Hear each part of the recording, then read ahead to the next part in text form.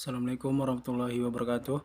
Perkenalkan, nama saya Muhammad Idi Pratama dengan NIM 2520079. Sini saya akan menjelaskan tentang hukum penyelenggaraan jenazah dan ketentuan kain kafan. Hukum penyelenggaraan jenazah. Hukum mengurus jenazah muslim adalah fardu kifayah. Ada 4 kewajiban seorang muslim terhadap saudaranya orang Islam yang meninggal dunia, yaitu memandikan, mengafani, mensolatkan, dan menguburkannya. Salat jenazah juga merupakan salah satu kewajiban umat Islam terhadap jenazah dan hukumnya fardu kifayah. Arti fardu kifayah adalah kewajiban yang bersifat kolektif. Artinya kewajiban ini dianggap sudah terpenuhi bila di dalam suatu wilayah ada beberapa orang yang melakukannya. Namun jika tak ada yang menjalankannya, maka semua orang di wilayah itu ikut berdosa. Ada pula hal-hal yang harus dilakukan kepada orang yang telah meninggal, yaitu 1. Meminjamkan mata jenazah. Setelah seseorang meninggal dunia, segeralah meminjamkan matanya dan mendoakannya. Tindakan ini berdasarkan hadis yang dikisahkan Ummu Salamah. Ia berkata, Rasulullah Shallallahu Alaihi Wasallam mendatangi Abu Salamah yang telah mengembuskan napas terakhirnya dengan kedua mata terbelalak. Lalu beliau meminjamkan kedua mata Abu Salamah dan bersabda, sungguhnya apabila roh telah direnggut hendaknya diikuti dengan peminjaman mata. Pada saat keluarga sang jenazah gaduh, beliau pun bersabda, janganlah kalian mengatakan kecuali yang baik-baik, karena sesungguhnya para malaikat mengamini apa yang kalian ucapkan. Rasulullah Shallallahu Alaihi Wasallam berkata seraya mendoakan Abu Salamah, ya Allah, ampunilah dosa dan kesalahan Abu Salamah, tinggikanlah derajatnya di kalangan orang-orang yang diberi petunjuk, dan janganlah keturunan sesudahnya termasuk orang-orang yang binasa. Ampunilah kami dan dia, dan lapangkan kuburnya serta berikan cahaya di dalamnya. Hadis riwayat Muslim, Ahmad dan Baihaqi. 2. Menutupi seluruh tubuh sang jenazah. Menutupi seluruh badan jenazah dengan kain atau pakaian selain pakaian yang dikenakannya. Yang demikian berdasarkan hadis Aisyah radhiyallahu anha. Ketika Rasulullah Shallallahu Alaihi Wasallam wafat, seluruh jenazahnya ditutupi dengan kain luri atau nama lain kain buatan Yaman. 3. Menyegerakan pemakaman. Hukum mengurus jenazah adalah menyegerakan pemakaman jika telah nyata kematiannya. Hal ini berdasarkan sabda Rasulullah SAW yang dikisahkan Abu Hurairah radhiyallahu anha. Segerakanlah pemakaman jenazah. Hendaklah memakamkan jenazah di kota tempat ia wafat dan tidak dipindahkan ke kota atau negeri lain. Hal ini disebabkan pemindahan berarti bertentangan atau menyalahi perintah untuk menyegerakan pemakaman. Ketika Aisyah radhiyallahu anha mendengar bahwa saudaranya telah wafat di Wadi Al-Habaisyah, telah dipindahkan dari tempat kematiannya, ia pun berkata, tidaklah ada yang merisaukan dan menyedihkanku kecuali aku ingin agar ia dikebumikan di tempat ia wafat. 4. Melunasi utang-utang sang jenazah. Hendaklah keluarga atau kerabat sang jenazah melunasi utang-utang sang jenazah dari harta yang dimilikinya. Apabila sang jenazah tidak meninggalkan harta atau tidak mampu, hendaklah negara yang menanggungnya jika terbukti sang jenazah semasa hidupnya telah berusaha untuk melunasi seluruh utangnya. Jika pemerintah atau negara tidak juga memerhatikan hal ini, diperbolehkan dari sebagian umat muslim untuk melunasinya dengan sukarela sebagai salah satu hukum mengurus jenazah. Rukun dan syarat kemandikan jenazah. Ketentuan orang yang memandikan jenazah. Sebelum mengetahui cara memandikan jenazah serta doanya, sebaiknya diutamakan jika dari kalangan kerabat jenazah. Wajib bagi jenazah laki-laki dimandikan oleh laki-laki. Demikian juga dengan wanita, kecuali jenazah tersebut adalah suami istri atau sebaliknya. Hal ini dikarenakan wajib untuknya menjaga aurat meskipun sudah meninggal dunia.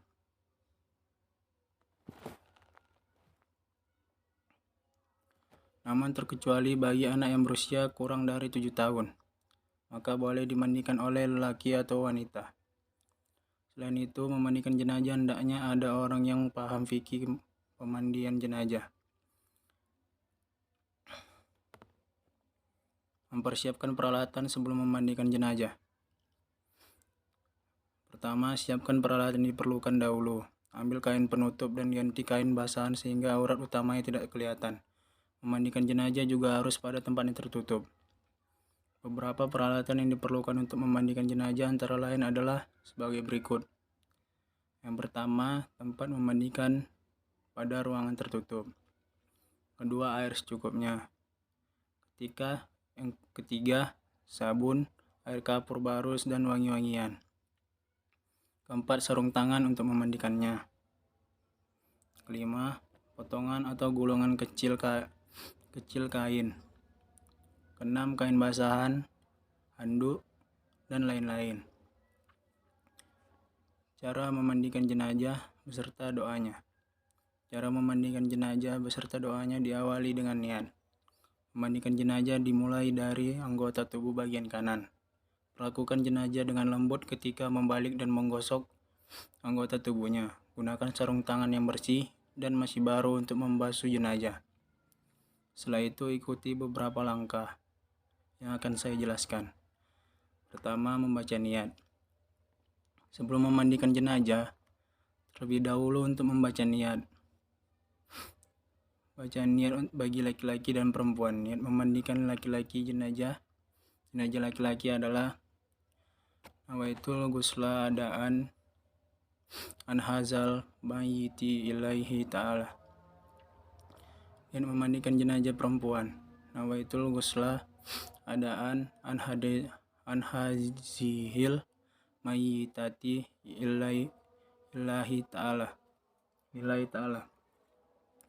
2. Setelah itu tinggikan kepala jenazah agar air tidak mengalir ke arah kepala. Kemudian bersihkan seluruh badannya dan tekan perutnya secara perlahan. 3. Masukkan jari tangan yang telah dibalut dengan kain basah ke mulut jenazah. Gosok giginya dan bersihkan hidungnya, kemudian wudukan. 4. Siramkan air ke sebelah kanan dahulu, kemudian ke sebelah kiri tubuh jenazah. 5. Mandikan jenazah dengan air sabun dan air mandinya yang terakhir dicampur dengan wangi-wangian. 6. Keringkan tubuh jenazah setelah dimandikan dengan kain sehingga tidak membasahi kain kafannya. 7.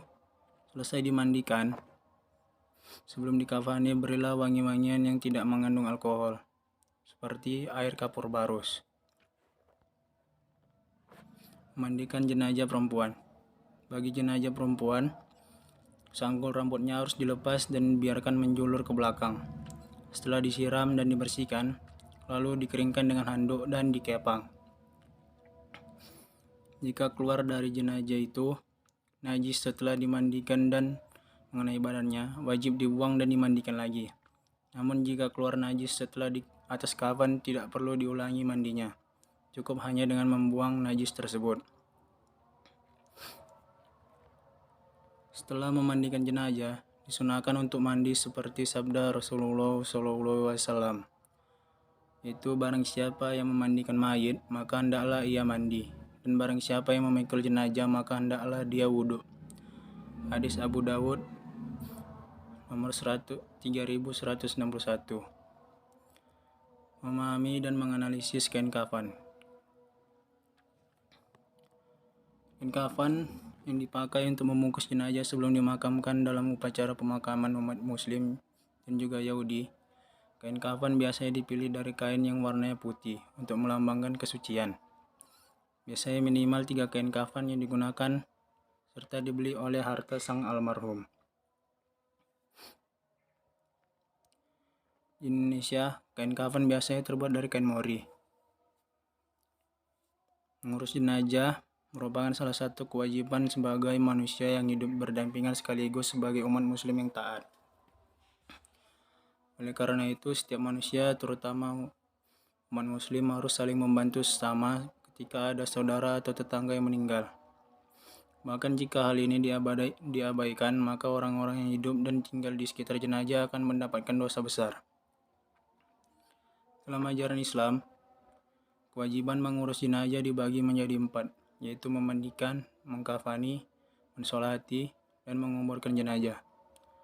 Masing-masing kewajiban tersebut mempunyai tata cara tertentu yang harus dilakukan sesuai dengan syariat Islam, termasuk dalam kewajiban mengkafani. Terdapat aturan-aturan tertentu yang perlu dilakukan dalam mengurus jenazah laki-laki maupun perempuan. Mengkafani jenazah sendiri merupakan proses membungkus jenazah dengan selembar kain atau lebih, yaitu menggunakan kain kafan. Dalam prosesnya terdapat beberapa perbedaan ketentuan antara jenazah laki-laki dan perempuan. Dengan begitu, proses mengkafani jenazah laki-laki dan perempuan tidak bisa disamakan.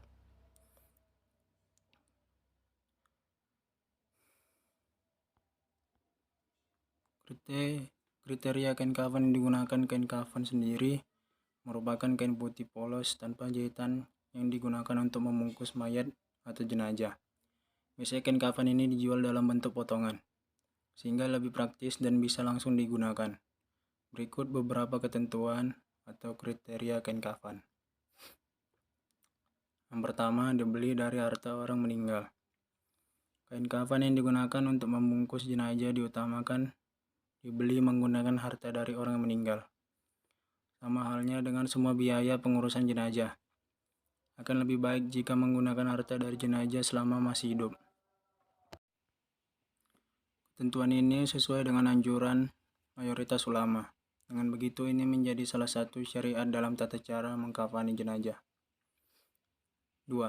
Tidak harus berwarna putih. Kain kafan yang digunakan untuk mengkafani jenazah selanjutnya tidak seharus berwarna putih, sebab penggunaan kain kafan berwarna putih untuk mengkafani jenazah hukumnya adalah sunnah. Dalam hal ini, Rasulullah SAW bersabda, "Pakailah pakaian yang berwarna putih dan kafanilah mayit dengan kain warna putih, karena itu adalah sebaik-baiknya pakaian kalian." Hadis riwayat Abu Daud dan Tirmizi. 3. Diutamakan 3 helai kain kafan putih. Berikutnya, kain kafan yang digunakan lebih diutamakan berupa 3 helai kain putih. 3 kain kafan ini bisa digunakan untuk membungkus jenazah laki-laki secara langsung. Sedangkan pada jenazah perempuan, 1 lembar kain digunakan untuk sarung, baju, dan kerudung.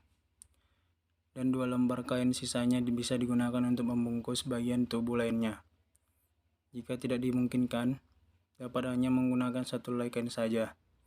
Hal ini disebut dalam kitab Takhrirat Al-Sadidah, karya Hasan bin Ahmad Al-Kaf. Dalam kitab ini dijelaskan bahwa minimal jumlah kain kafan yang digunakan adalah 1 helai kain yang dapat menutupi seluruh tubuh, baik laki-laki maupun perempuan.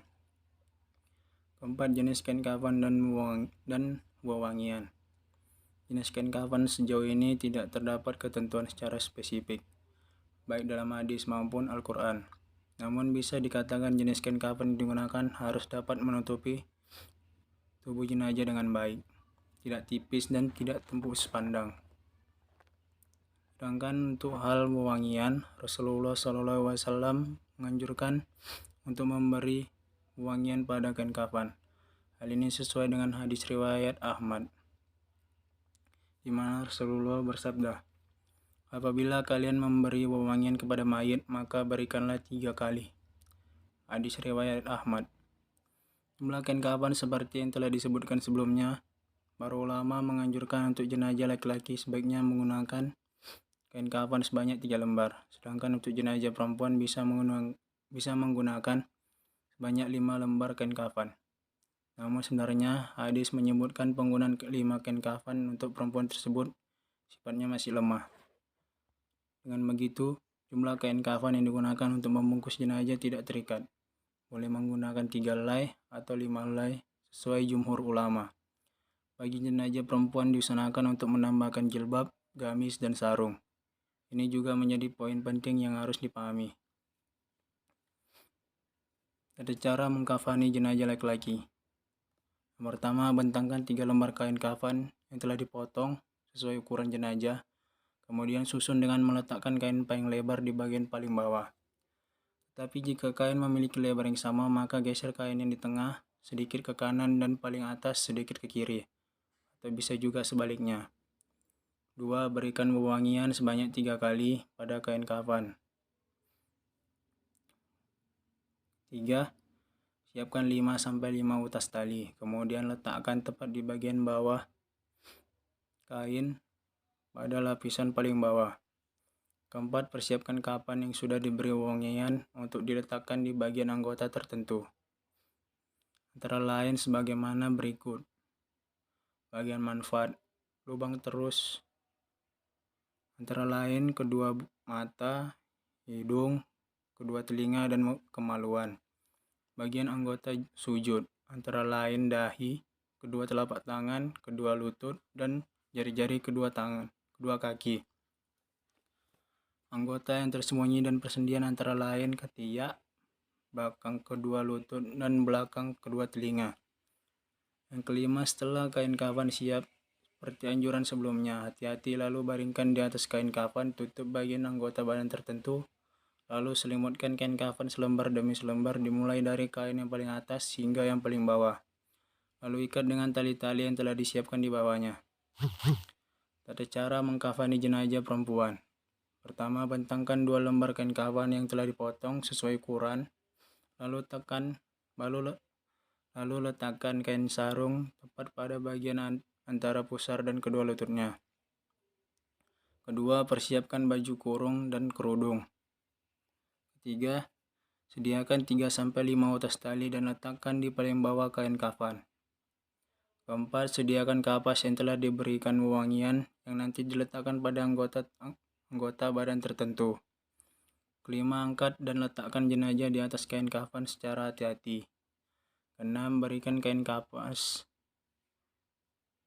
yang sudah diberi wewangian ke tempat anggota tubuh manfaat atau lubang terus seperti pada jenazah lelaki. 7. Letakkan kain sarung pada tubuh jenazah antara pusar dan kedua lutut. Pasangkan baju kurung sekaligus kerudung atau penutup kepala. Bagi yang berambut panjang bisa dikepang menjadi 2/3 dan diletakkan di atas baju kurung tadi, tepatnya di bagian dada. 8. Letakkan kedua kain kafan selembar demi selembar mulai dari atas sampai paling bawah. Lalu ikat dengan beberapa utas tali yang telah disediakan. Baiklah, hanya itu yang bisa saya jelaskan. Lebih dan kurang mohon maaf. Saya akhiri dengan Assalamualaikum warahmatullahi wabarakatuh.